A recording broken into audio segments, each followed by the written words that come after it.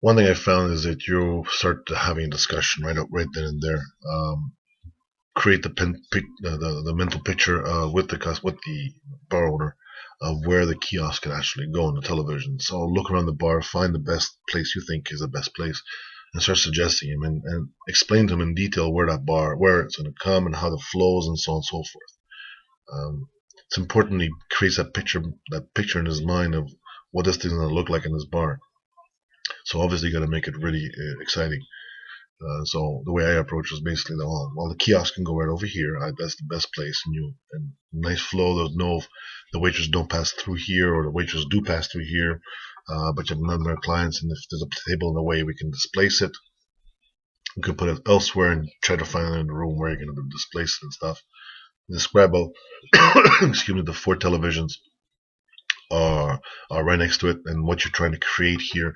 Imagine, if you will, a small little Vegas style sports book where a whole bunch of guys are cheering, and guys or girls for that matter are cheering and competing against each other, and I often and I explain it in bars when I'm sitting down, and you hear comments like, Larry, you're a chump, and this doesn't really work for you. You should quit horse racing. You don't know what you're doing.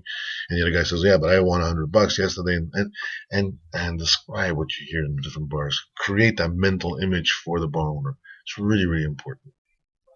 At this point, you're basically saying it's really important that this is the setup, because what we have every Tuesday, Wednesday, or Thursday night is league night, where you create your own team. And I always, before I even walk into the bar, I think of a name. So, example, um, if it's called, the bar's called South of the Border, as an example. So imagine, if you will, serve the South of the Border chili con carne guys, right? Or if the bar's called the Shamrock Bar, I would call it, like the Lucky Irish, the Lucky Irish team, that is, right?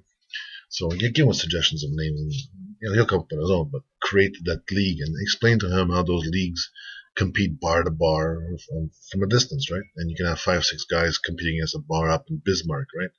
And it's all about the glory for themselves and glory of the bar. That's really, really important. Explain to them also it's really important, because you have a World Series on Saturday, that the setup be done this way.